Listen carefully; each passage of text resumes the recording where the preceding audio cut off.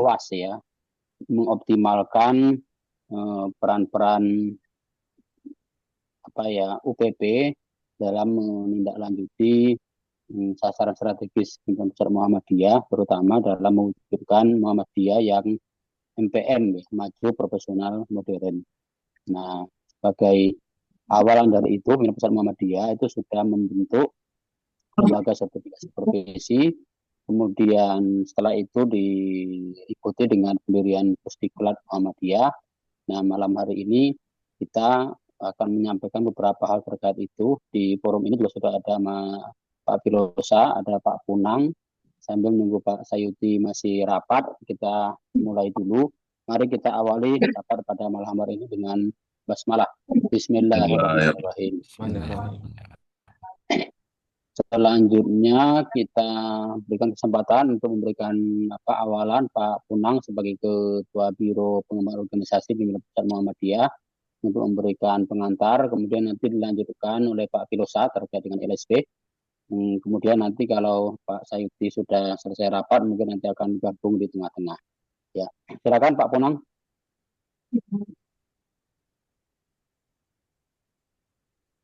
Yeah. Turun Pak Paryanto. Bismillahirrahmanirrahim. Assalamualaikum warahmatullahi wabarakatuh. Alhamdulillah kita bisa bertemu pada malam hari ini. Ada beberapa hal yang ingin kita sampaikan. Nanti Pak Sayuti juga akan bergabung tentang Pusat Pendidikan dan Pelatihan Muhammadiyah. Barangkali Bapak dan Ibu sekalian sudah mendengar mengenai pendiriannya, tapi memang belum secara formal kita launching. Namun di sini saya akan menyampaikan beberapa hal terkait itu. Nah, rupanya pada saat ini kalau kita melihat hasil identifikasi survei yang kita lakukan pada 160 PDM, 15 PWM, ternyata memang permasalahan utama yang dihadapi oleh teman-teman di PWM, PDM, Ortom, dan seterusnya adalah masalah sumber daya manusia, baik mengenai kompetensinya maupun mengenai keberadaan atau kecukupan sumber daya manusia. Maka untuk itu kita juga berusaha untuk mengatasi itu. Kita sudah mulai masing-masing majelis lembaga tentunya sudah mengadakan pelatihan-pelatihan. Namun pelatihan masih dilakukan secara terpisah-pisah. Nah, kita ingin ada satu yang mewadahi semua pelatihan sehingga pelatihan itu nanti bisa dipakai bersama. Untuk itulah maka muncul kebutuhan untuk Pusdiklat Muhammadiyah. Nah, kita inginkan menjadikan SDM Muhammadiyah itu maju, profesional, modern. Profesional dalam artian kompeten, dalam artian mempunyai kompetensi yang sesuai dengan yang diamanatkan oleh tugas dan fungsinya. Kemudian kita ingin pelatihan yang tidak sporadis tapi terkoordinasi satu sama lain, dan kita juga ingin mengedepankan regenerasi kepemimpinan. Dari hal itu maka PP berinisiatif untuk membentuk Pusat Pendidikan dan Pelatihan Muhammadiyah untuk menjadikan dia menjadi Center of Excellence, dan ada beberapa misi yang sudah dirancang pula. Nah, bagaimana perspektif yang kita gunakan? Jadi yang pertama, bahwa di dalam pengelolaan persyarikatan perlu ada pengelolaan SDM yang baik, perlu ada juga kemampuan untuk mengelola talent, mengelola berbagai SDM yang ada, yang tersebar di AUM, di UPP, di berbagai tingkatan persyarikatan, juga untuk mulai berpikir mengenai pengembangan karir dari SDM kita. Nah, dalam konteks yang lebih luas itu, maka di dalamnya ada kebutuhan untuk continuous professional development, untuk melakukan pelatihan-pelatihan, untuk melakukan proses-proses untuk pengembangan profesionalitas, kompetensi dari SDM kita.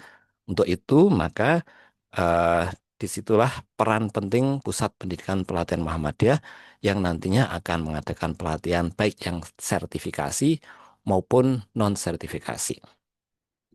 Maka dirancanglah Pusdiklatmu yang menjadi rumah besar rumah yang kita gunakan bersama antar majelis, lembaga, dan biro, sehingga kita mengintegrasikan penguatan SDM kita. Dan ini digunakan bersama antar UPP maupun antar berbagai tingkatan kepemimpinan. Nah, ada beberapa strategi yang sudah kita siapkan, ada beberapa roadmap yang sudah kita siapkan juga dalam kerangka 25 tahun maupun roadmap yang jangka pendek dalam 5 tahun pertama.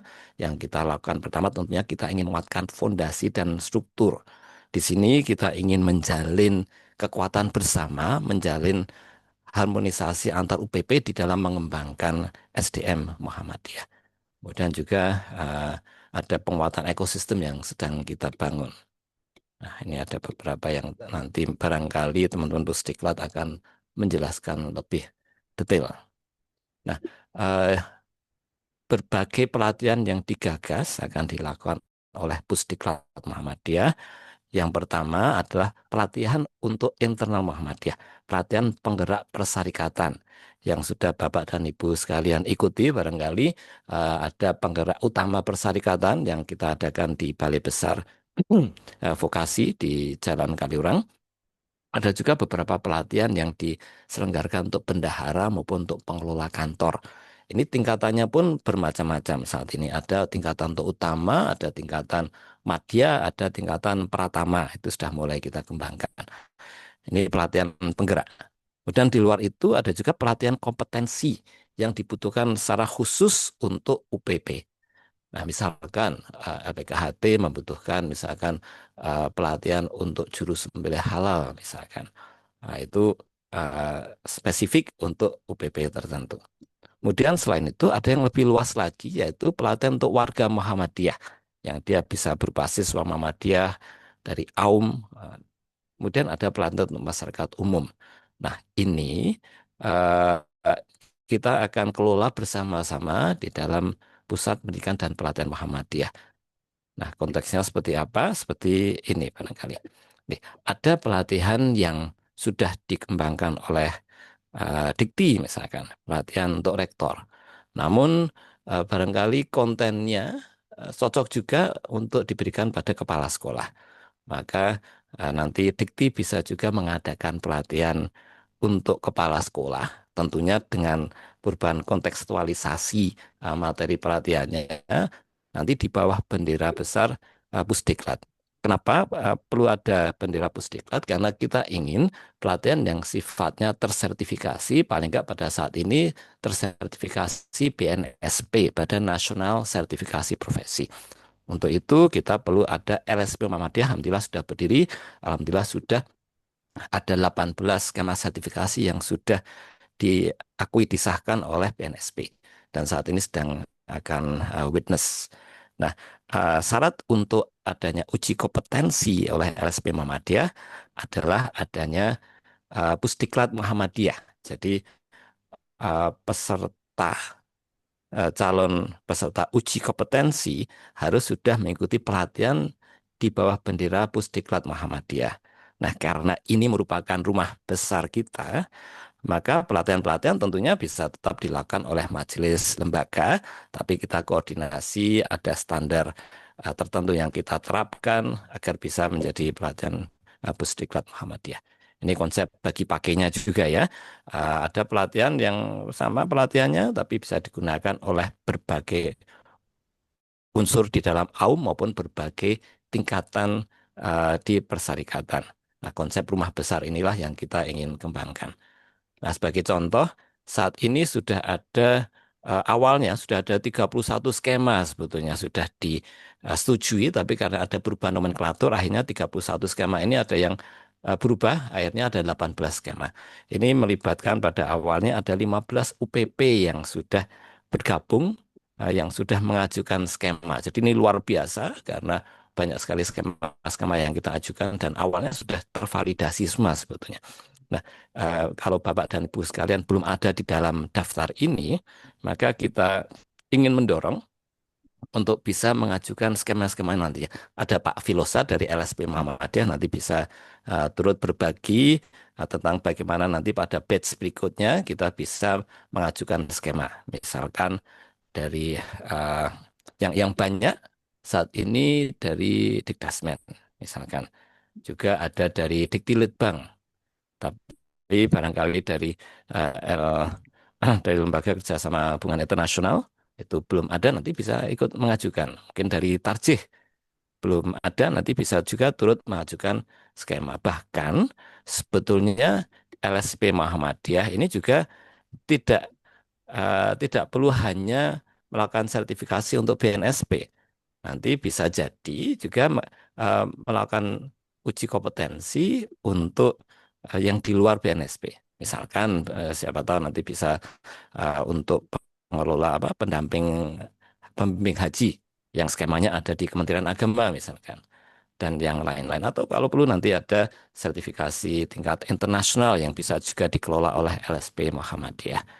Nah, di antara ini yang sudah kita lakukan di BPO, yaitu untuk manajer pengembangan organisasi dan juga Executive Administrative Assistant. Nah, ada juga Corporate Secretary yang Bapak dan Ibu sekalian barangkali sudah ikuti. Nah, kemudian itu sudah alhamdulillah sudah kita lakukan cukup banyak. Saya lompat sedikit ya.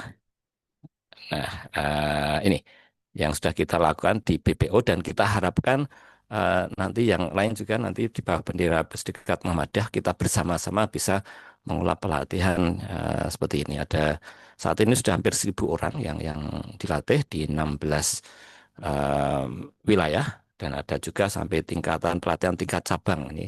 Alhamdulillah sudah terlaksana juga. Kemudian ada kita bagi menjadi pelatihan madya, utama, dan pratama saat ini. Oke, kemudian sedikit tentang kita lanjut tentang profil Pusdiklat Muhammadiyah. Ini sudah saat ini sudah cukup lama sebetulnya di SK-kan. Kemudian kita sedang proses untuk melakukan pendaftaran di Disnaker sebagai persyaratan nanti bisa memberikan ijazah, sertifikat yang nanti akan diakui untuk uji kompetensi. Nah, Pusdiklat Muhammadiyah ini ada Dewan Pengarah, Pak Sayuti ada di sini, ada juga Direktur Pusdiklat Muhammadiyah, Dr. Sarjila, yang sebelum ini menjabat sebagai Direktur untuk Balai Besar Pengembangan Vokasi dan Seni Budaya di Kementerian Pendidikan. Ada juga Wakil Direktur Sumber Daya dan Keuangan, Pak Paryanto, ada juga Wakil Direktur Operasional dan Administrasi, ini Dr. Novi Caroko, dia punya mengelola pusat pelatihan juga di UMY. Kemudian ada juga Wakil Direktur Kemitraan dan Pemasaran, Dr. Ahmad Muntaha. Beliau adalah seorang instruktur yang sudah lama sekali berkecimpung di bidang pelatihan. Nah, eh, posisinya saat ini Pusdiklat Muhammadiyah sudah diberi amanah untuk mengelola rumah sebetulnya, tapi sudah di rehab menjadi insya Allah pusat pelatihan yang walaupun secara fasilitas belum sepenuhnya bisa menampung banyak, tapi sebagai persyaratan untuk mendapatkan izin dari Disnaker sudah cukup lumayan. Ya. Oke, ada lantai 1, ada 2 lantai. Ini sudah kita siapkan. Ya, nanti tentunya nanti kita bisa untuk pelaksananya bisa dilakukan di berbagai tempat, tapi nanti paling enggak kantornya akan ada di sini untuk saat ini. Oke, oke. Kemudian dalam rangka untuk mulai melakukan pendirian Pusdiklat Muhammadiyah, maka uh, Pusdiklatmu memerlukan instruktur karena pelatihan yang diadakan oleh Pusdiklat Muhammadiyah perlu paling enggak ada 1 atau 2 nama untuk setiap pelatihan instruktur yang tersertifikasi sebagai instruktur BNSP. Nah, saat itu sebagai syarat nanti bisa ada uji kompetensi. Nah, saat ini kita sudah melibatkan anggota dari UPP di dalam kemarin ada pelatihan untuk instruktur dan insya Allah tanggal 5 dan tanggal 6 Agustus akan ada eh, uji kompetensi. Ada bootcamp dan ada uji kompetensi. Nah, namun kita masih membuka kesempatan karena instruktur tersertifikasi ini akan sangat penting sekali bagi pelatihan-pelatihan kita. Dan kemarin belum semua majelis lembaga biro itu mengirimkan. Karena memang yang pada awalnya kita ikutkan adalah majelis lembaga biro yang punya usulan skema sertifikasi. Kemudian kita mulai melibatkan yang lain yang kemarin belum terikutkan. Jadi kita berharap nanti teman-teman yang lain yang belum masuk di dalam daftar yang kiri ini ataupun kemarin belum mengirimkan nanti bisa juga mengusulkan tim instrukturnya. Oke, itu beberapa hal yang bisa saya laporkan dan saya sampaikan dalam uh, pertemuan kali ini. Nanti monggo ada banyak tanya jawab yang saya yakin akan bisa disampaikan oleh Bapak dan Ibu sekalian. Oke, demikian Pak Paryanto. Monggo silahkan bisa dilanjut. Wassalamualaikum warahmatullahi wabarakatuh. Waalaikumsalam warahmatullahi wabarakatuh. Terima kasih Pak Punang. Selanjutnya Pak Pilosa. Monggo Pak Pilosa. Baik, terima kasih Pak. Saya izin share screen.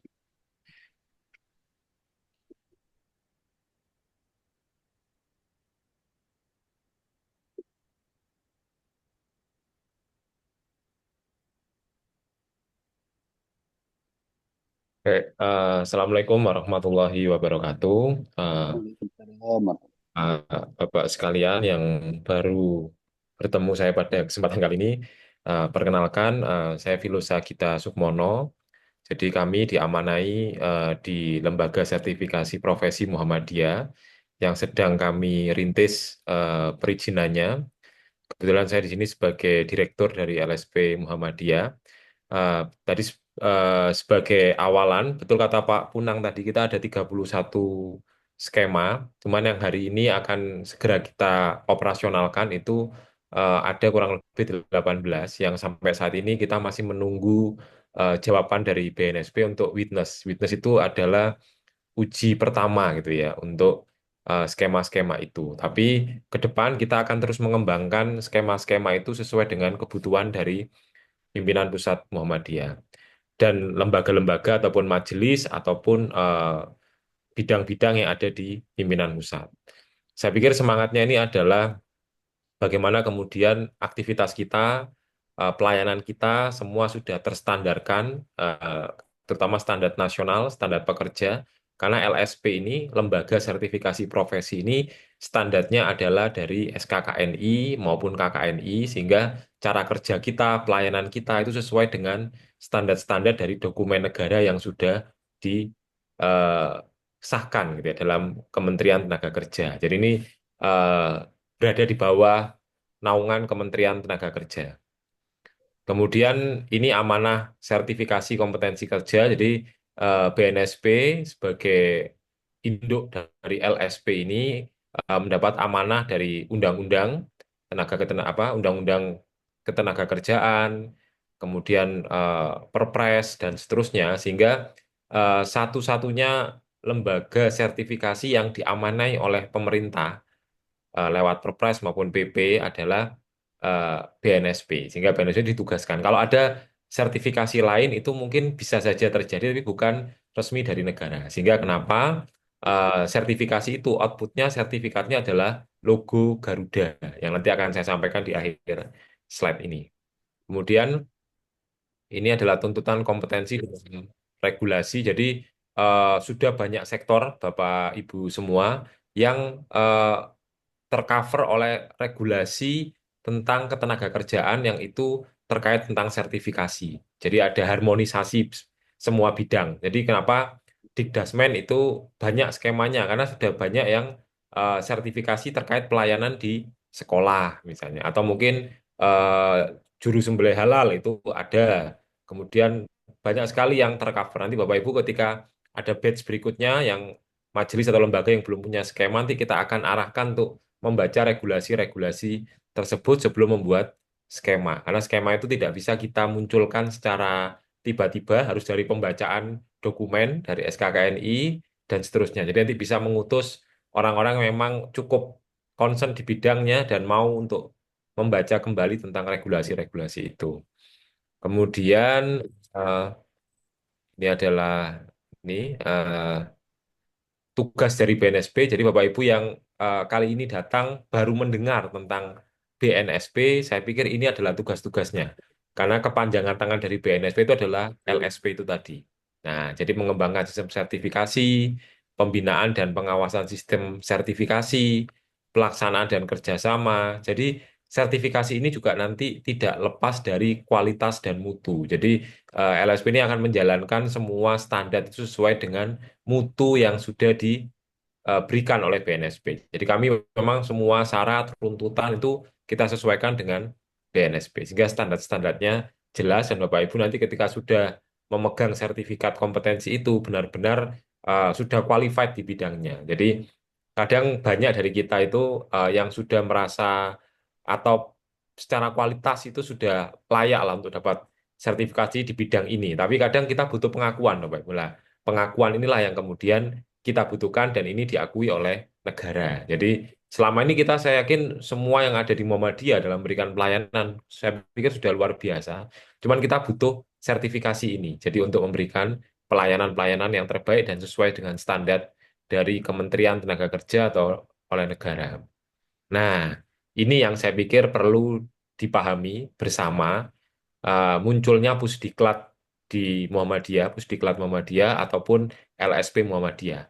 Jadi saya yakin bahwa hari ini kalau kita bicara pekerjaan bahwa di Muhammadiyah meskipun ini adalah lembaga yang kemudian banyak pengabdiannya ya, tapi bagaimanapun banyak sektor yang juga kita dituntut untuk bekerja secara profesional. Dan ini saya pikir akan semakin meningkatkan citra dari Muhammadiyah yang profesional, memberikan pelayanan. Nah, ketika semua lini kita itu nanti standarnya adalah standar dari negara, cara kerja kita, dan seterusnya, maka kita membutuhkan dua hal, yaitu LSP dan lembaga pendidikan atau pelatihan. Yang lembaga pendidikan dan pelatihan tadi sudah di-share oleh Pak Punang, dan itu cukup penting dan menarik untuk terus melakukan penggodokan terhadap sumber daya manusia kita, sehingga kita tidak berjalan sendiri-sendiri, tapi kita berjalan eh, ada lembaga yang menaungi dan nanti kita bisa konsultasi di sini terkait standar-standar apa yang digunakan, termasuk tadi ada juga pelatihan yang sifatnya internal ataupun yang nanti untuk sertifikasi. Nah, pelatihan untuk sertifikasi itu mau tidak mau Bapak Ibu nanti harus merujuk pada SKKNI. Jadi nanti kita nggak bisa membuat standar sendiri, tapi nanti pelatihannya tetap harus menggunakan unit-unit yang ada di dalam SKKNI sesuai dengan skema yang dilatih. Nah, tugas dari LSP itu adalah mensertifikasi hasil pelatihan dari Pusdiklat. Nah, sehingga nanti runtutan alur dari kegiatan-kegiatan Pusdiklat dan LSP itu nanti akan jadi satu, terkonek, terkoneksi gitu ya. Jadi konektivitasnya tinggi sehingga Pusdiklat pelatihan nanti endingnya adalah sertifikasi. Dan nanti ini orangnya beda, yang melatih sendiri, yang nguji nanti sendiri. Jadi benar-benar nanti Bapak Ibu ketika ke depan di masa yang akan datang, ketika semua sudah berjalan, maka ketika kita mengikuti kegiatan di PP itu kita benefitnya pelatihan juga dapat sertifikasi resmi dari negara gitu yang nanti butuh proses dan diuji dan belum tentu semua lulus gitu ya kalau memang ada lain hal Bapak Ibu tidak memenuhi standar ya bisa jadi tidak lulus karena nanti ini ada hal-hal yang memang perlu dipertanggungjawabkan tapi saya pikir dengan track record Bapak Ibu sangat kecil kemungkinan tidak lulus untuk Bapak Ibu yang sudah punya jam terbang atau punya hal yang kemudian bisa dijelaskan kepada asesor itu. Sehingga di lembaga pelatihan, Pusdiklat itu butuh trainer. Nah, trainer ini pun karena relate-nya adalah ke LSP, maka trainer-trainer yang nanti jadi pelatih atau fasilitator di lembaga pelatihan juga harus ikut sertifikasi gitu ya. Sehingga cara mengajarnya dan seterusnya itu saya pikir sudah standar dari BNSP gitu ya, standar dari SKKNI dan KKNI. Meskipun saya yakin Bapak Ibu ada yang sudah punya jam terbang puluhan tahun, tapi tetap harus ada sertifikasinya seperti itu. Jadi ada legalitas gitu ya untuk bahwa kita menyatakan bahwa kita sudah tersertifikasi. Bahkan beberapa akreditasi di level lembaga-lembaga tertentu, di level rumah sakit, bahkan di pariwisata itu menyarankan untuk tenaga kerjanya itu punya sertifikat kompetensi yang diakui oleh negara. Saya pikir itu. Kemudian Bapak Ibu, ini adalah LSP-LSP yang berkembang. Kalau Bapak Ibu pernah mendengar LSP P1 yang ada di SMK atau ada di kampus, itu adalah P1.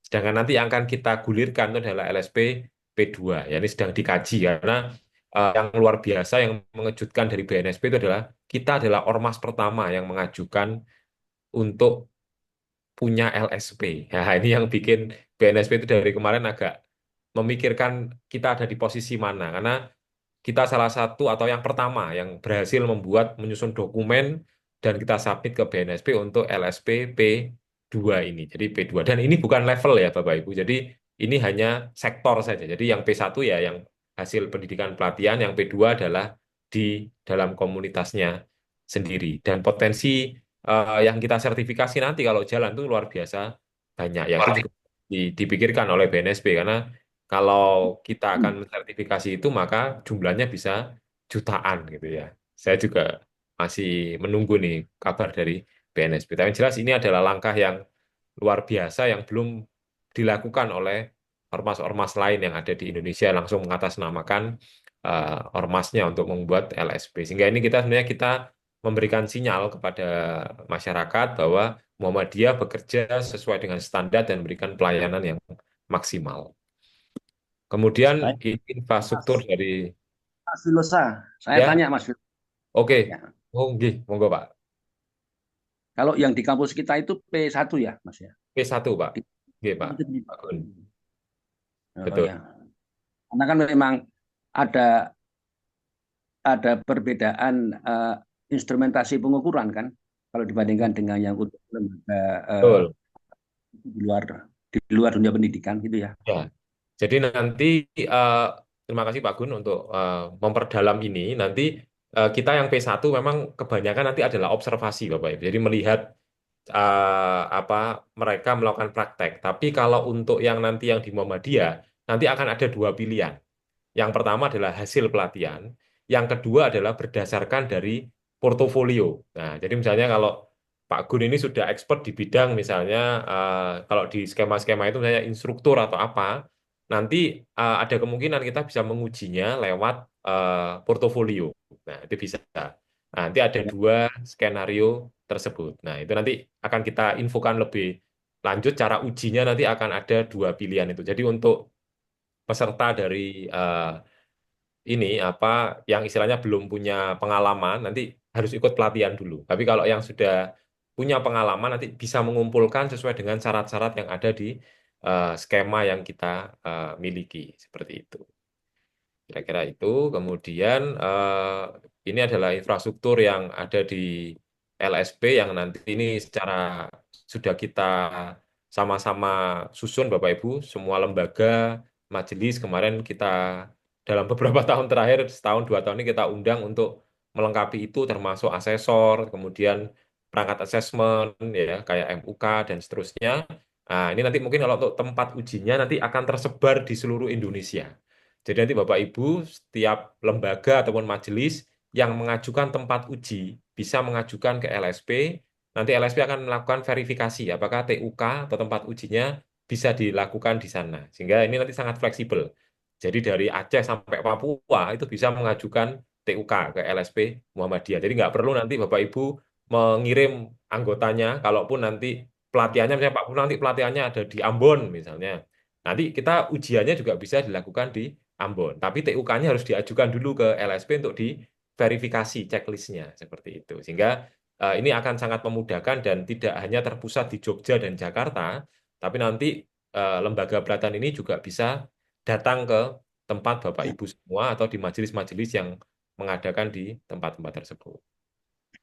Kemudian ini dari kompetensinya, saya pikir ini yang akan jadi rujukannya SKKNI dan seterusnya. Di Bapak Ibu yang ke depan punya planning di lembaganya ataupun di majelisnya akan mengajukan atau mungkin di asosiasinya akan mengajukan skema tertentu, nanti bisa koordinasi dan ikut batch pembuatan skema yang dilakukan atau diselenggarakan oleh LSP Muhammadiyah. Sehingga nanti akan kita bisa sama-sama memperbanyak itu gitu ya. Oke, ini Kalau kalau untuk skema dasar organisasi itu apa ya, Mas Filosa? Kalau organisasi kemarin beberapa sudah ada SKKN-nya. Kemarin Pak BPO Pak Gun yang ini yang Iya, iya. Karena artinya itu ada 7 ya, kalau nggak salah ya. Itu nampaknya tidak nanti spek untuk yang misalnya lembaga majelis dan sebagainya itu kan mungkin agak ada yang mungkin tidak bisa diterapkan karena yang skema yang tersedia kan belum banyak, Mas Filosa. betul. Ya itu nanti akan kita terus kembangkan, terutama untuk yang organisasi. Mungkin nanti kita akan terus detailkan karena kemarin itu ada muncul SKKNI yang baru dan nanti mungkin kita akan coba breakdown dan detailkan untuk terkait masalah yang organisasi itu, skema-skema yang di keorganisasian. Itu nanti akan coba kita Kita kan boleh mengembangkan sendiri tuh Mas Filosa. bisa Pak, bisa Prof. Gun. Jadi Dengan itu dengan apa lembaga pengembangan organisasi itu atau badan itu ya. iya, BPO. Ya, Ya, itu BPO ya. nanti memang prosesnya lebih panjang karena kita harus mengajukan SKK khusus gitu ya. Nah, kalau yang lebih cepat itu memang dengan SKKNI karena sudah tersedia.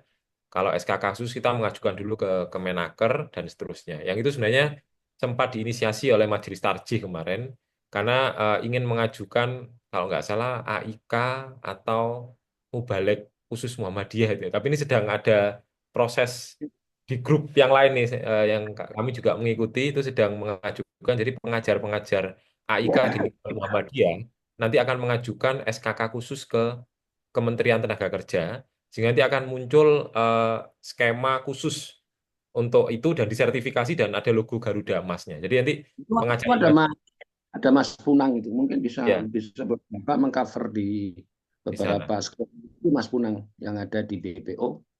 Oh, Ya. iya. Kita memang mendorong untuk apa? Kalau ada yang belum ada SKKNI-nya, agar nanti bisa merancang sendiri dan kita juga menjadi apa skema khusus gitu ya. Dan juga tidak mesti hanya skema sertifikasi dari BNSP, tapi mungkin juga dari skema-skema yang lain di luar BNSP, barangkali kita bisa uji juga di LSP Muhammadiyah nantinya. Ya, betul. Jadi mungkin tidak harus uh, pakai Garuda, jadi bisa nanti. Itu kan buzzer ya Mas ya. Iya. Oh yang nekat lulus sudah. Oke, monggo dilanjut Mas. Ya, ya, Ini ini yang tadi saya jelaskan. Jadi nanti pertanyaan Prof. Gun tadi terkait SKK khusus itu nanti bisa, tapi memang jalannya jalan panjang itu karena kita harus merumuskan, membuat dokumennya sehingga kita register di Kementerian Tenaga Kerja dan nanti baru bisa dipakai untuk membuat skema. Tapi kalau memang kita concern, saya pikir nanti kita bisa bersama-sama di lembaga tertentu untuk majelis tertentu untuk bisa mengawal ini bersama-sama. ya Nah, betul betul Mas. ini skemanya yang apa? Nanti Bapak Ibu kalau batch berikutnya mau ikut, saya pikir ini ada dari KKNI, okupasi, sama klaster. Nanti saya jelaskan ketika nanti kita akan menyusun skema baru kalau ada yang berminat mau membuat skema-skema baru di luar 31 skema yang sudah kita ajukan dan verified di BNSP. Oke, ini apa jabatan-jabatannya Bapak Ibu. Jadi kenapa nama-nama skema di LSP itu juga kadang berbau jabatan ya, karena memang kayak manajer operasional apa itu, karena memang itu terkait dengan dokumen yang kita rujuk itu. Jadi kalau mau namanya agak beda tidak jabatan nanti kita pakai sistem cluster. Nah ini adalah 20 menit dalam skema di corporate secretary yang contohnya itu ya ini contoh-contoh persyaratan dasar skema yang sudah verified di BNSP akan ada stempelnya dan nanti akan itu yang nanti akan kita jadikan syarat dasar untuk Bapak Ibu melaksanakan uji kompetensi seperti itu ya nanti ini akan muncul seperti ini salah satu sertifikat yang saya ikuti terkait instruktur yang nanti mungkin Bapak Ibu akan ikuti juga ke depan ini yang direncanakan oleh tim Pusdiklat untuk pertama kali melakukan pelatihan langsung connecting dengan sertifikasi. Cuman untuk yang ini sepertinya nanti dengan LSP, bukan LSPPP, tapi yang jelas ini untuk memenuhi eh, ini apa kebutuhan tenaga instruktur yang tersertifikasi BNSP yang diinginkan oleh Disnaker. Jadi hari ini tuh antara pusat Pusdiklat untuk terlisensi Disnaker sama LSP sedang berjalan barengan. Jadi BNSP ini menunggu LS Pusdiklat kita terlisensi sehingga nanti akan ada jawaban dari BNSP. Jadi ini Pusdiklat juga sudah running dengan adanya gedung, kemudian mengadakan untuk sumber daya terkait instruktur dan seterusnya. Saya pikir itu Bapak Ibu semua dari kami mudah-mudahan bisa memberikan gambaran dan secepatnya nanti kami mungkin akan menginfokan kabar-kabar gembira lain ketika nanti LSP Muhammadiyah ini sudah muncul lisensinya dan nanti akan semakin bertambah gerakannya dengan pusdiklat di berbagai skema atau bidang yang nanti mungkin akan terus berkembang ya. Dan yang cukup menarik adalah terkait tentang Diktilitbang itu eh, terakhir ini yaitu ada skema peneliti yang sampai hari ini itu baru dimiliki oleh LSP Muhammadiyah. Jadi kemarin kita bisa miliki, cuman ini nanti standarnya juga agak perlu kita akan duduk bareng nanti dengan Majelis Dikti Litbang untuk apakah ke depan nanti kita perlu mensertifikasi dosen-dosen kita agar sesuai bisa dapat status peneliti. Karena peneliti selama ini kan eh, ini ya apa kita sebut sendiri, tapi ini ternyata sudah ada SKKN-nya di BNSP dan itu sudah verified di LSP Muhammadiyah. Cuma nanti kita akan coba diskusikan kembali yang skema yang baru itu. Oke, terima kasih. Kami kembalikan ke Pak Paryanto.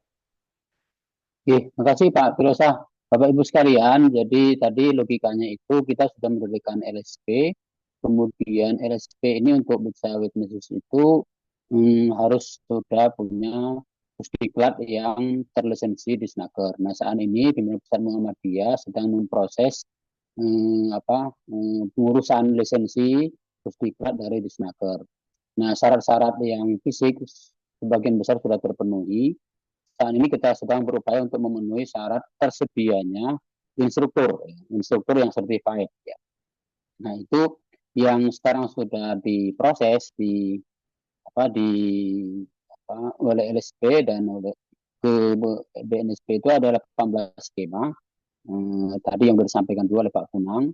Nah, ke depan kita juga tentu akan memperbanyak lagi ini. Tadi di chatroom juga sudah baca, LHKI sudah punya ada beberapa pelatihan, KB juga sudah punya pelatihan gitu ya.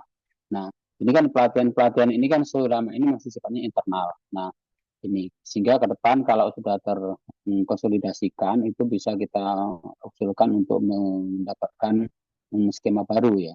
Nah, terkait tadi, maka dalam waktu dekat Pimpinan Pusat Muhammadiyah melalui BPO itu akan menyelenggarakan workshop instruktur ya, dan sekaligus langsung sertifikasi.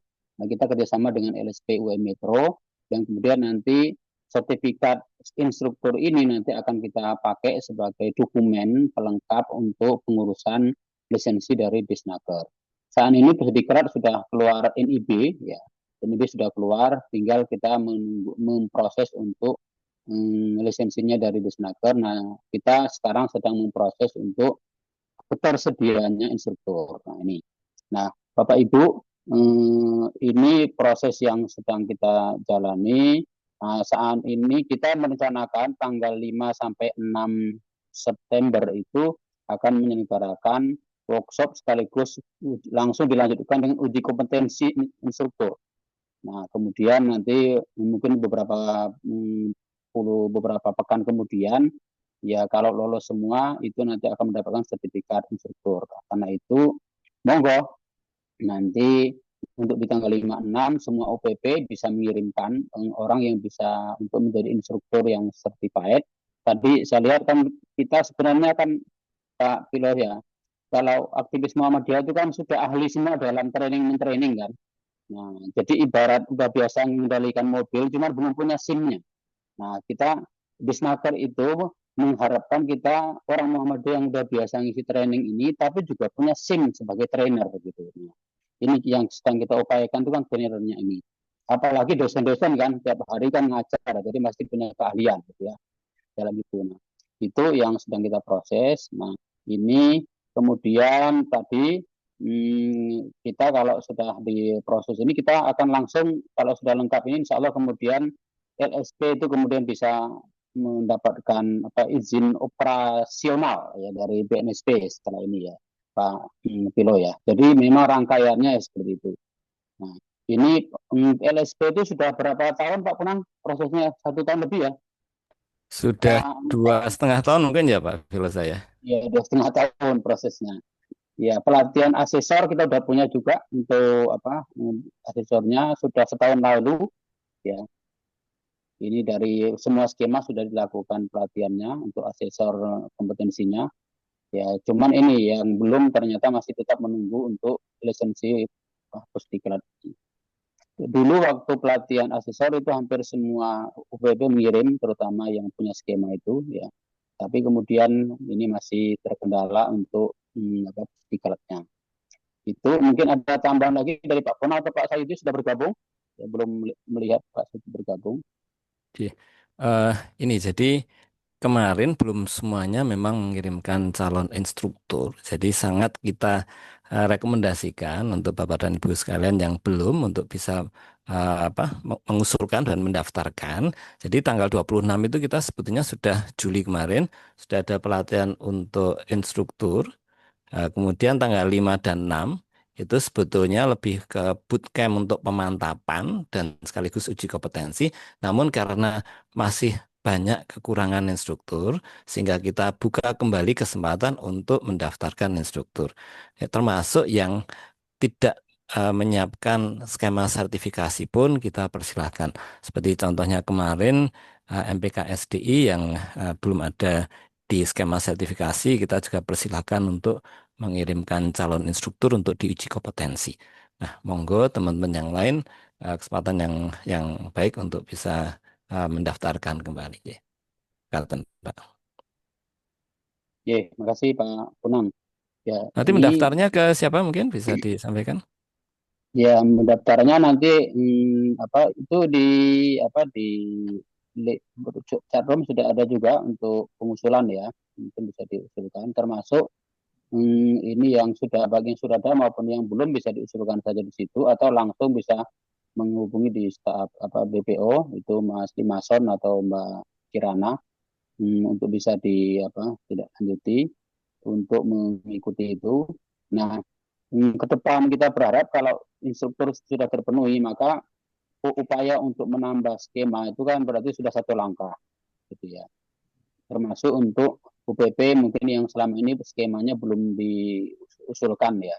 Nah, ini mungkin saya kira itu biar nanti lebih mudah ke depannya karena ini terus terang ini baru kalau Muhammadiyah bisa menyelesaikan ini proses ini memang baru ormas pertama yang punya LSP dan dengan jumlah skema yang cukup besar gitu. Nah ini memang ada akan memancing kecemburuan di ormas-ormas lain saya kira ke depan. Makanya kita juga harus segera gitu ya untuk melakukan ini karena hampir semua profesi sekarang mempersyaratkan adanya sertifikat kompetensi itu. Ya. Ini lalu ada tambahan dari Pak Punang atau dari ini Pak saya itu ada belum atau ada dari PP yang lain ada. Pak Paryanto izin tanya.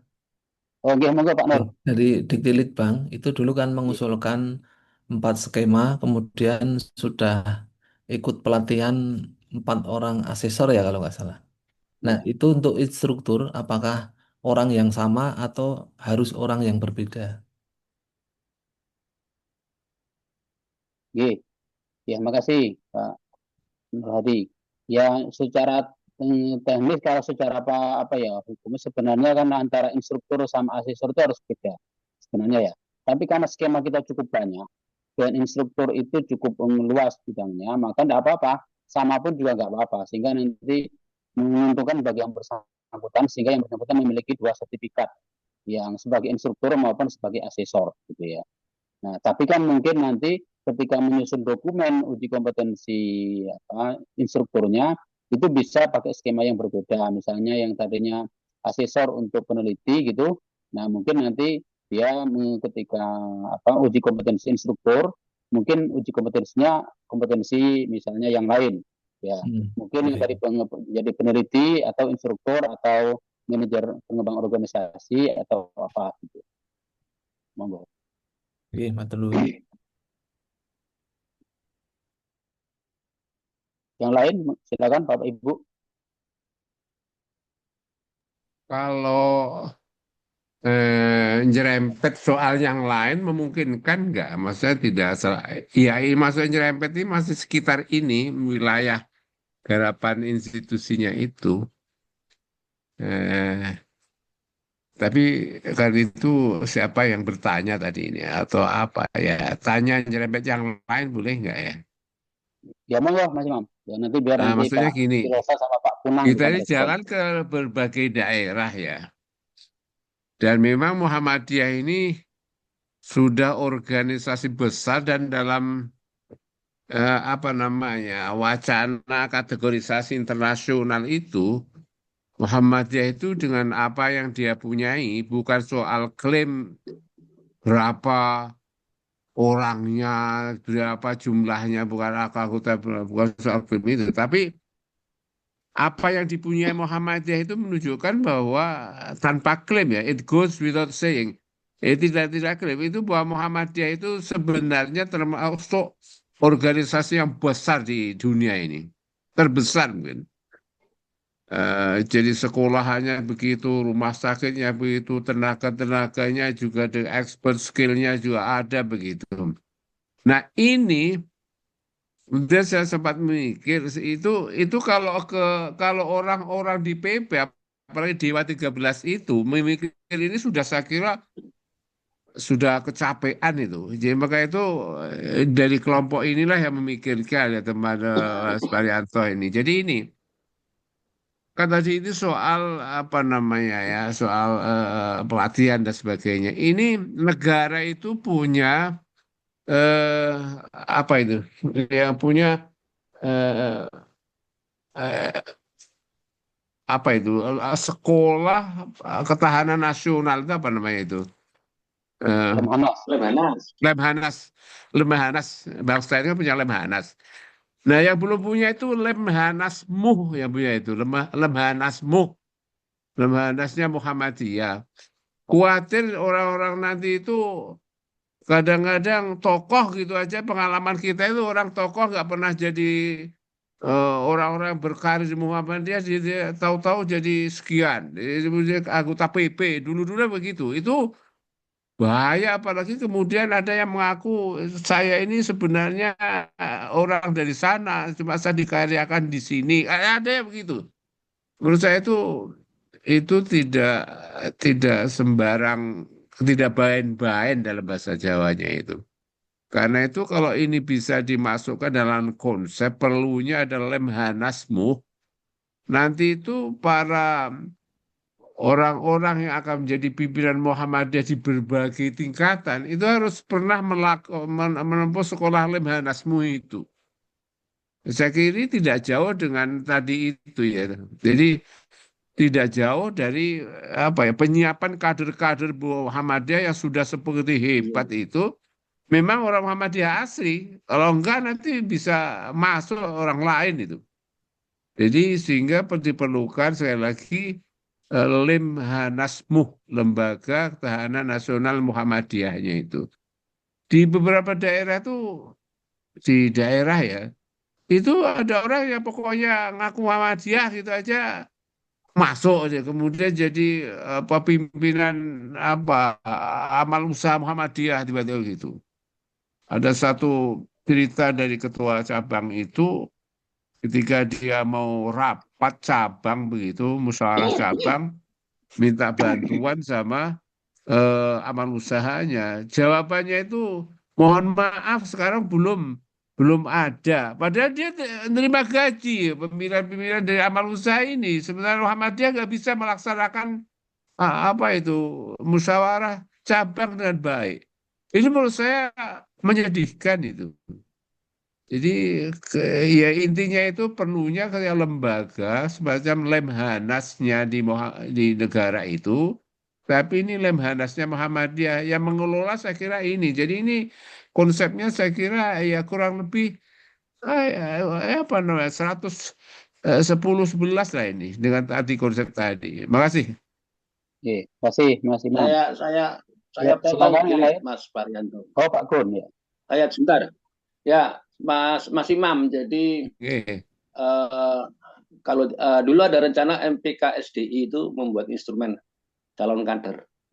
Jadi kalau Lemhanas itu orangnya sudah jadi tokoh gitu.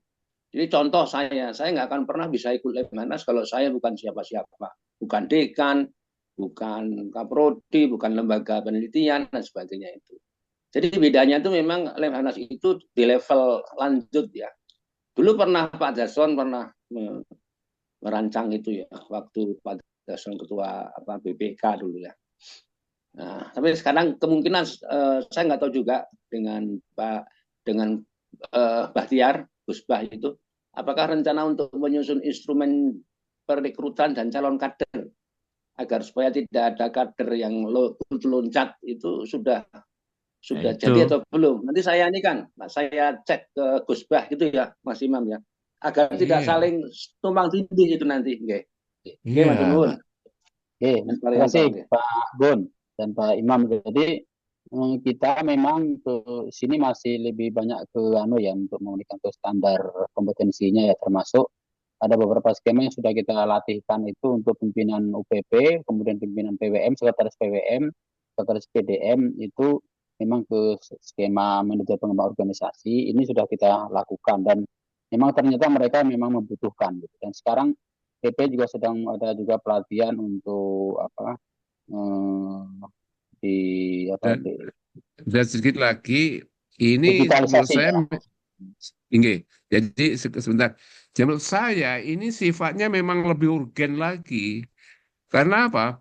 Amal usaha kita banyak sekali tingkat direktur. Jadi ganti pimpinan amal usaha itu kadang-kadang masalah tersendiri dalam organisasi itu. Kadang-kadang menimbulkan apa? Ya menimbulkan kekerasan dalam arti fisik ya enggak ada lah. Tapi kekerasan apa nih sektoral itu cukup merajalela kadang-kadang itu masalah itu. Kalau itu tidak ada semacam Lemhanasmu ini, menurut saya ini menjadi krisis nantinya itu menurut saya. Nah itu aja. Ya, Makasih. oke, oke Ini Mas Imam. sebaiknya dijadikan satu pemikiran strategis lah itu. Makasih. Oke. Oke, Saya tambahkan Pak Paryanto. silakan Pak Punam. Konsep Lemhanasmu tadi mungkin bisa disematkan pada pelatihan penggerak persyarikatan, Pak. Jadi ini merupakan pelatihan yang berjenjang, mulai dari bawah sampai kita sudah lakukan sampai ke tingkat pelatihan untuk cabang, untuk pelatihan untuk pimpinan cabang, terutama sekretaris cabang, tapi juga bendahara cabang itu kita sebut pelatihan penggerak pratama persyarikatan. Pada tingkatan yang di atasnya untuk pengurus PDM itu madya persyarikatan, dan kemudian pada tingkatan pimpinan PWM itu penggerak utama persyarikatan. Nah, ini penjenjangan sudah mulai ada. Kemudian continuous ini konsepnya berarti ada continuous professional development ya. Ini untuk penjenjangan juga untuk kaderisasi, memperkuat kompetensi, dan tidak hanya PDM PCM, tapi kita juga libatkan Ortom. Jadi HW dan seterusnya itu kita libatkan, Aisyah juga kita libatkan, dan amal usaha Muhammadiyah juga mulai kita masukkan ke dalam pelatihan penggerak persyarikatan. Nah ini sebetulnya bisa menjadi benih dari Lemhanasmu tadi. Kemudian satu PR kita itu adalah rekognisinya. Jadi ketika sudah mengikuti pelatihan penggerak utama, itu rekognisinya apa? Apakah mereka punya akses yang lebih tinggi terhadap informasi, ataukah mereka punya preferensi lebih tinggi untuk nanti turut di dalam kepemimpinan atau yang lainnya, itu nanti jadi PR juga. Kemudian kita ada skemanya pun berjenjang. Untuk tingkatan bawah Pratama Madya itu ada executive assistant.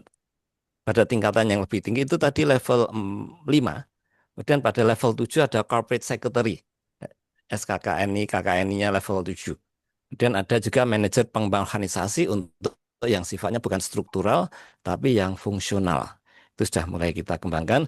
Nah ini bisa kita kembangkan bersama menjadi Lemhanasmu, karena tidak hanya sekretaris, tapi bendahara, mungkin juga nanti ketua persyarikatan ataupun anggota pimpinan yang lainnya bisa kita libatkan. Ini menjadi PR kita bersama. Terima kasih Pak Imam. Izin. Ya, silakan Pak Irfan. Terima kasih. Ini karena Mas Imam membuka masalah internal dalam tanda petik ini mungkin perlu mengingatkan kembali bahwa kalau untuk di internal kita kan punya sistem perkaderan Muhammadiyah yang itu sudah lahir sejak 1987 ya, yang kemudian berkembang seterusnya sampai sekarang ini, di mana memang ada proses perkaderan Muhammadiyah secara internal ya, yang kemudian akhirnya berkembang sesuai dengan tuntutan zaman, di mana kita punya perkaderan utama, ada perkaderan fungsional yang memang bentuknya sangat variatif, yang sinkron dengan apa yang dirancang oleh LSP dan BPO. Nah, tetapi memang babonnya sistem perkaderan kita ini kan kita sudah punya untuk internal itu sistem perkaderan Muhammadiyah, di mana ada perkaderan utama, di mana memang berjenjang dan juga sesuai dengan klasifikasi audiens. Kita punya Baitul Arqam dan Darul Arqam dari tingkat ranting sampai dengan tingkat pusat Darul Arqamnya. Demikian pula di amal usaha. Nah, saya pikir ini juga perlu selaraskan lah dengan perkembangan-perkembangan yang terkini ini, supaya tidak tumpang tindih. Nah, termasuk juga di dalamnya saya agak heran, tapi karena mungkin saya karena sekian lama agak ya cuti sebentar dalam tanda petik, ini yang tadi foto-foto pusdikatmu yang dipaparkan ternyata sama dengan yang pusdikatmu yang dirancang oleh MPKSDI di tempat yang sama dan lain sebagainya. Nah, saya pikir saya tidak tahu posisinya bagaimana, kok masing-masing punya rencana berbeda, atau yang saya memang tidak mengikuti perkembangannya. Tapi kembali tadi untuk internal kita, saya pikir SPM sebagai dokumen resmi organisasi itu bukan milik MPKSDI ya, karena itu sistem perkaderan Muhammadiyah, bukan sistem perkaderannya MPKSDI, tapi Muhammadiyah. Itu yang mungkin kita perlu selaraskan terkait yang disampaikan oleh Mas Imam, dan juga mungkin yang disampaikan oleh Pak Gun tadi, runtutannya dari zaman Pak Dasron itu, yang mungkin perlu juga kita buatkan formula agar tadi tidak tumpang tindih, kemudian juga memang punya yang jelas gitu ya. Mungkin begitu untuk tambahannya. Tetapi secara umum kami menyambut baik tentang rencana ini. Hanya tadi memang beberapa yang perlu diselaraskan dengan MPKSDI, dengan lembaga-lembaga yang lain yang juga sudah punya pelatihan itu, yang terutama memang internal kebanyakan ya. Meskipun di SPM itu perkaderan fungsional itu ternyata memang tuntutannya memang harus keluar gitu. Artinya tidak harus pengembangan SDM kita, SDI kita, kalau bahasa di kita itu memang harus mengarah ke profesi-profesi yang jelas, yang khusus gitu. Nah, ini sinkron dengan yang disiapkan oleh LSP ini. Mungkin gitu Pak Marianto, matur nuwun. Iya, terima kasih Pak Irfan. Ya, memang kalau kita lihat irisannya memang yang dianukan kita paham ya, kita merancangnya juga kita menyesuaikan bahwa Muhammadiyah itu ada tiga, ada perkaderan utama, perkaderan pendukung, itu pelatihan struktur, dan seterusnya ada perkaderan fungsional. Nah, fungsional yang kita bangun seperti yang kemarin kita sudah lakukan itu, pelatihan penggerak pun kita tidak sepenuhnya menggunakan IKKN, tapi kita modifikasi juga dengan mengadopsi beberapa model perkaderan Muhammadiyah, di mana pelatihan penggerak itu yang dengan skema manajer pengembangan organisasi misalnya, ya tetap ada sholat lail, ada tadarus batul qulub juga gitu ya, ada outbound juga, yang mungkin untuk di pusdiklat lain itu tidak ada. Nah, skema itu, kemudian ada materi-materi kemuhammadian juga kita masukkan gitu, untuk supaya tidak semata-mata sesuai kompetensi KKNI-nya, tapi juga ada kemuhammadiannya juga terbawa gitu ya. Nah, makanya pusdiklat ini memang arahnya ke sana. Ya, kalau terkait nanti tempat ya kita sebentar dulu di PP mengarahkan izinnya di situ, dan izin pusdiklat itu LIB-nya udah keluar Pak Irfan. Ya, pusdiklat itu kan yang ketika PP pimpinan pusat Muhammadiyah sudah menunjuk direksi pusdiklat, dan kemudian diurus NIB-nya, lalu kemudian sekarang kita sedang mengurus lisensi dari Disnaker gitu. Nanti kalau tempat sih nanti bisa pindah-pindah ya, yang Muhammadiyah punya banyak venue gitu. Nah, yang penting untuk izin awal ya PP mengarahkan ke sana, ya kita ikut PP gitu. Yang lain mungkin silakan kalau ada mau tanggapan. Untuk yang lain bisa saja, untuk UPP lain bisa nanti didiskusikan terkait dengan rencana misalnya pengembangan skema baru ya, yang nanti dengan melihat KKNI dan KKNI-nya. Misalnya yang sangat dibutuhkan sekarang mungkin kayak di lembaga seni ya Pak Gun ya, itu kan Muhammadiyah ini kan mungkin belum ada kurator. ya kurator seni gitu ya. Itu kan juga kalau seandainya Muhammadiyah punya ya itu ya bisa bagus juga itu ya. Nah, dan seniman di Muhammadiyah juga banyak kan. Ini ada Pak Lusono juga ya. Ini kan yang pengalaman di dunia seni gitu ya. Mungkin beberapa skema itu bisa dibicarakan dengan LSP nanti untuk diusulkan. Tadi yang LHKI Buya juga nulis di chatroom tentang apa pelatihan apa diplomat tadi ya. Diplomat Muhammadiyah nanti coba kita cari itu bisa didiskusikan dengan Pak Firosa dan kawan-kawan. Ini skemanya apa yang lebih pas gitu. Sehingga nanti bisa dilakukan uji apa kompetensi kalau nanti sudah diusulkan ya. Ya. Ini bahkan mungkin kalau yang apa sudah ada kedekatan dengan skema yang sudah ada bisa langsung dimasukkan di kompetensi. Toh nanti dengan kita skema P2 ini bisa nanti uji kompetensinya itu sewaktu. Jadi habis pelatihan langsung uji kompetensi. Bisa juga nanti portofolio. Nah, itu portofolio. Nah, tapi itu harus direkomendasikan dari Pusdiklat misalnya ini. Baru LSP kemudian melakukan uji kompetensi gitu ya. Ini silakan ada tambahan, ada tanggapan lagi dari Bapak sekalian.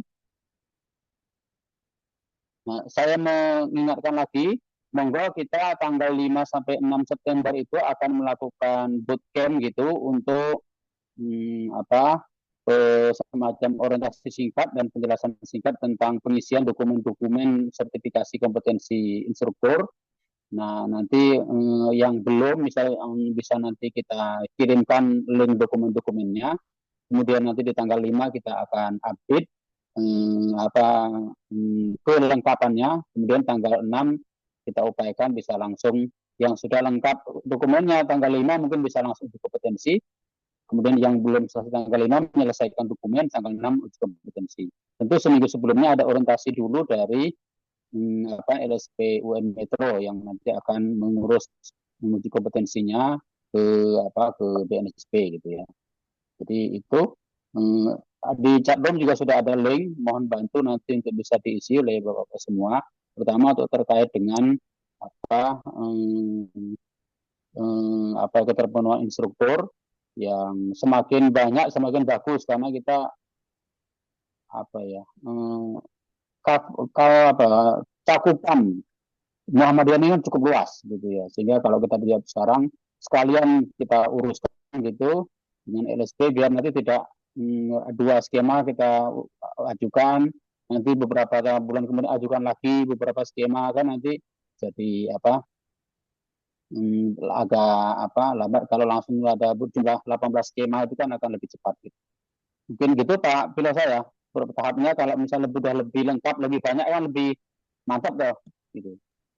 Ya, betul Pak. Dan mungkin saya mengingatkan kembali untuk yang instruktur itu, saya pikir tidak harus yang memiliki skema di LSP. Jadi instruktur ini saya pikir sangat dibutuhkan di lembaga Bapak Ibu semua yang sering melakukan pelatihan atau mungkin nanti ke depan akan terkoneksi dengan Pusdiklat untuk pelatihan, sehingga instruktur-instruktur kita itu tidak hanya by name, artinya saya instruktur, tetapi saya instruktur yang sudah terlisensi oleh BNSP. Meskipun kita secara umum tidak perlu pengakuan, tapi saya pikir secara administratif itu jauh lebih meyakinkan ketika kita lulus sebagai instruktur yang tersertifikasi. Dan nanti tugas-tugasnya juga sesuai Bapak Ibu ada, jadi mulai membuat kurikulum, kemudian dan seterusnya, nanti ada beberapa tugas. Jadi silakan nanti dikirimkan timnya yang memang nanti siap untuk di-camp-kan dan nanti mendapatkan tugas dan nanti akan diuji, sehingga nanti selain masalah refreshment juga nanti saya pikir ini adalah bentuk pengakuan lain bahwa kita benar-benar qualified sebagai seorang instruktur gitu. Saya pikir itu Pak Pare. Jadi memang kita menyadari di aktivis Muhammadiyah ini kan sudah luar biasa pengalaman dan pengetahuan tentang keinstrukturan sebenarnya. Cuma tadi itu saya umpamakan itu tadi SIM-nya kita belum punya. Nah, untuk supaya nanti kita bisa berkompetisi juga tidak cuma di Muhammadiyah dan ada standarisasi, maka kita coba sertifikasi gitu. Nah, oke, itu.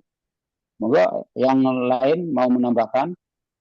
Yang peserta susulan tambahan yang belum sempat ikut pelatihan, gimana teknisnya untuk penyiapan Nanti dokumen? oke, yang susulan nanti akan kita kirim kalau sudah ada namanya, kemudian akan kita kirim link dokumen-dokumennya, akan dimasukkan di grup untuk kemudian melengkapi dokumen-dokumennya.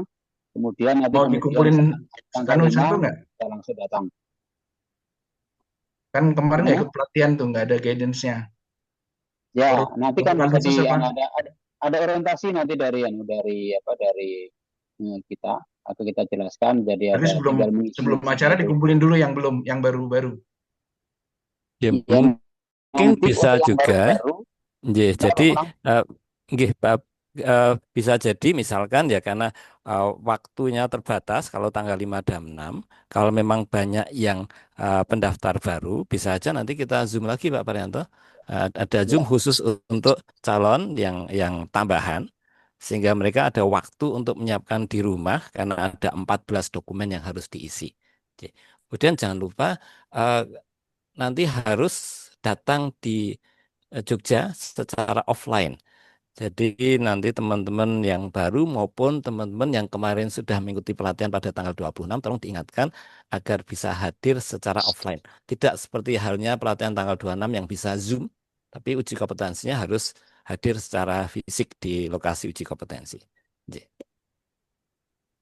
ya nanti bisa kita selenggarakan online juga. Kemudian nanti setelah kita pelatihan itu juga nanti akan ada orientasi khusus dari asesornya. Ya, jadi dari asesornya juga akan diberikan orientasi.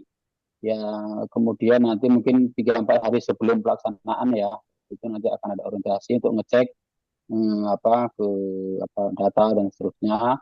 Lalu kemudian tata cara uji kompetensinya akan dijelaskan oleh asesornya, sehingga nanti di tanggal 5 atau tanggal 6 itu nanti akan lebih lancar. Kita akan paralel nanti bagi yang sudah menyelesaikan dokumennya itu nanti datang tanggal 5 langsung uji kompetensi bisa. Nanti tanggal 6 udah selesai udah bisa langsung pulang. Nanti yang belum atau tanggal 5 sore misalnya udah selesai juga bisa langsung pulang. Nah, yang tanggal 5 belum selesai nanti akan diberikan kesempatan untuk menyelesaikan, akan kita dampingi. Kemudian tanggal 6-nya itu uji kompetensi gitu. Jadi nanti itu. Tapi memang sebelumnya 3-4 hari sebelumnya akan ada orientasi khusus dari asesor ya. Nah, mungkin sebelumnya kalau memang dibutuhkan lagi orientasi, kita akan selenggarakan untuk yang memang belum mengikuti pelatihan tanggal 26. Itu ya Pak Punang ya. Intinya Pak Punang, Pak Pilosa siap selalu gitu. Ya. Karena udah nggak sabar Pak Pilosa 2,5 tahun. Ya. Boleh bertanya, Bapak? Oh, silakan Bu ya. Seandainya ada teman yang ingin menyusul sebagai calon instruktur, itu dibatasi sampai kapan, ya? Oh, gitu. Karena rencana kita tanggal 5, 6 itu akan uji kompetensi, bootcamp sekaligus uji kompetensi. Kemudian sekitar tanggal 1 itu nanti akan ada orientasi dari asesornya. Nah, kalau bisa itu sebelum tanggal 1, ya mungkin akhir bulan inilah, nanti silakan Akhir bulan. namanya. Sekaligus Itu mengerjakan kemudian tugas, ya? ya, sekaligus nanti akan kita kirim 14 form atau template dokumen untuk bisa diisi. Kemudian nanti sekitar saat orientasi online dengan asesor itu dokumennya sudah siap. Gitu. Kalau belum siap, minimal sudah membaca. Jadi kalau ditanya oleh asesornya itu ada berapa dokumen? Oh 14 gitu ya, udah bisa aja ya kayak gitu. Kemudian yang kedua, tadi ada informasi bahwa juga ada apa namanya skema tentang peneliti ya Pak tadi. Ya. Peneliti. Misalnya ini kebetulan beberapa teman termasuk saya itu pernah dilatih dan uji kompetensi malah sebagai reviewer penelitian. Reviewernya penelitian. Atau apakah itu sama atau berbeda ya? Oke. Udah, mulai Pak Pilosa. Ya, saya bantu jawab. Jadi nanti yang untuk peneliti itu Bu, nanti akan kami diskusikan dengan Dikti Litbang karena beberapa syaratnya itu beda dengan reviewer penelitian. Jadi peneliti yang dikatakan di FNSP itu bisa melalui portofolio Karena misalnya dia harus punya penelitian, harus punya publikasi, punya haki, dan seterusnya. Jadi ada unit-unit yang nanti perlu dan cukup banyak dan cukup wah sih sebenarnya, mewah untuk apa dicapai gitu ya. Tapi nanti coba kami diskusikan terlebih dahulu ketika LSP ini nanti sudah benar-benar lisensinya muncul, nanti kita akan diskusikan untuk skema peneliti. Infonya ini baru LSP kita yang punya ini. Saya Ya, nanti di kebetulan setahu saya periset-periset Muhammadiyah itu banyak yang hebat-hebat. Jadi dapat penghargaan ini, penghargaan itu ya, termasuk di UMM ya, di banyak kampus PTMA lah. Kan mumpung ada itu. Kalau bisa nanti saya diberi informasi nggih, Pak Filosa tentang itu persyaratannya. Nggih, Bu Nat. Nggih, matur suwun sanget nggih. Matur suwun, Assalamualaikum. Cara tenun, Prof. Ya. Ini jadi nanti yang unik-unik ini yang belum ada di tempat lain akan kita gas itu dengan Majelis Fikri. Karena kan udah lumayan kalau dapat itu, kalau untuk perguruan tinggi juga membantu Bu itu, membantu poin akreditasi itu. Jadi kalau Nggih, punya leres, sertifikat betul. sebagai peneliti itu poinnya 3 Nggih, ya tambah. nggih. Begitu. Silakan Nggih, yang lain kami Bapak Ibu. tunggu karena mumpung ada tawaran itu. Enggak kalau apa ini sudah apa 1 jam lebih kita sudah jam 21 ya monggo kalau ada lagi nih Pak Sayuti belum ngabari ini tadi masih rapat ya. Baik Bapak Ibu kalau sudah tidak ada lagi mungkin ada perlu disampaikan lagi Pak Ponang. Kemudian kalau sudah selesai kita akhiri. Nggih. Kita Eh, tunggu sebetulnya dokumennya. Pak Limason sedang menyiapkan Google Form untuk melakukan pendaftaran calon instruktur yang baru. Eh, tapi kalau apa? Kalau mau segera diselesaikan, mungkin perlu nanti kita kirimkan secara personal ke masing-masing peserta Zoom ini ya. Siap. Ya biar nanti dikirim linknya aja biar nanti diisi sehingga bisa langsung dimasukkan di grup dan dikirim linknya. Ya. Baik Bapak Ibu ada lagi yang mau memberikan respon tanggapan? Kalau tidak kita cukupkan. Cukup ya. Ya baik, terima kasih Bapak Ibu atas partisipasinya pada pertemuan online pada malam hari ini. Kita akan segera kirim untuk link untuk yang pengusulan baru, kemudian akan kita tindak lanjuti. Mari kita tutup pertemuan pada malam hari ini dengan syukur Alhamdulillah dan doa betul majelis. Alhamdulillahirobbilalamin. Allahumma bihamdika asyhadu an la ilaha illa anta astaghfiruka wa atubu ilaik. Lebih kurang mohon maaf. Assalamualaikum warahmatullahi wabarakatuh. Waalaikumsalam warahmatullahi wabarakatuh. Waalaikumsalam. Yang akhir seru banget Mas Fauzan. Iya, biar semangat. Biar kelihatan hadir masanya, makanya dikeras-kerasin juga. Siap, Mas Imam. Tuh Mbak Yaya tuh sudah mau pindah kemana tuh Mbak Yaya Mas Imam? Assalamualaikum. Waalaikumsalam. Matur nuwun semuanya. Alhamdulillah. Amin.